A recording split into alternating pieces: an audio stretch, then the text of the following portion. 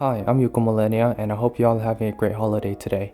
I want to welcome you to the next devlog installment for Project Wanderer, which is a Souls-like action RPG that I've been working on, in which I'm trying to bridge the gap between Soulsborne and action games, creating a unified game which balances styled and intense action with an emphasis on combat engagement and difficulty. In the last devlog episode, I went over AIs and my approach to AI development. I showcased an enemy I've been working on, which included a demonstration on the AI's detection system. I also showcased some of the AI's combat capabilities, and with the AI on solid ground, I was able to return on improving and implementing new systems for the player character. If you missed the last devlog episode, I also introduced the protagonist of the game and showcased the new locomotion system I made to give the player character more realistic movement. But let's look into something I've been spending a lot of time working on, the combat. As the combat should be the biggest selling point for a project like mine, but developing the combat was very complicated.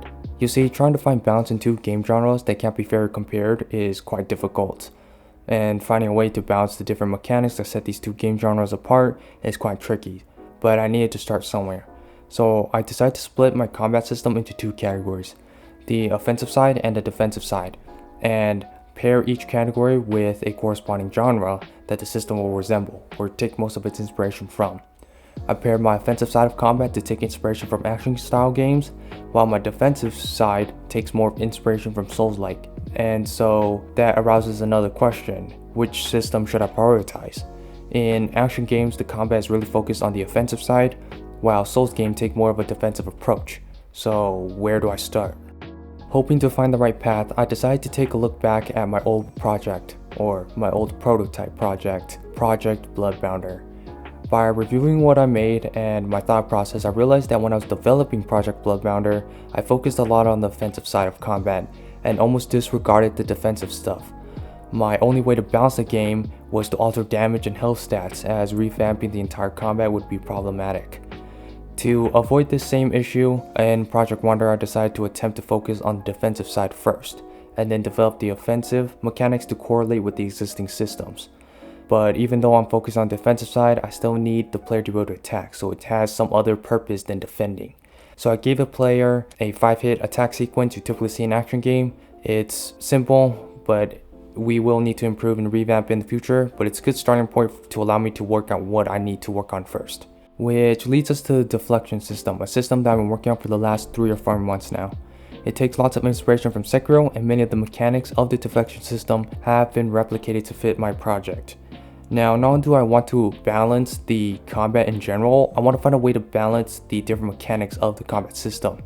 Right now, the game is heavily dependent on the deflection system as the defensive option, but I'm working to find ways to balance the deflection system with dodging, countering, or other defensive options.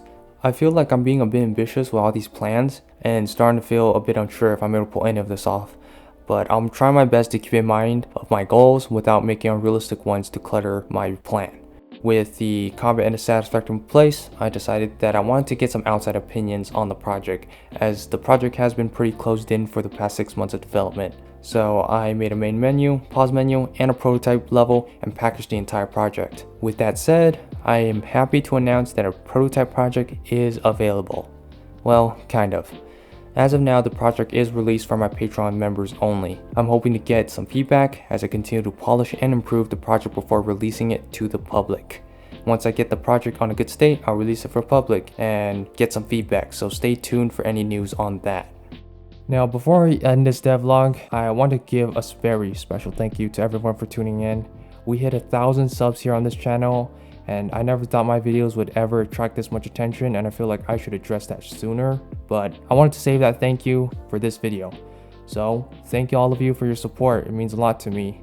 I know these devlogs aren't that good, but even so, I'm hoping to make these devlogs somewhat entertaining while still retaining the value that these devlogs could and should bring to your development journey. Also, I want to give a special thank you to all my Patreon members for supporting me.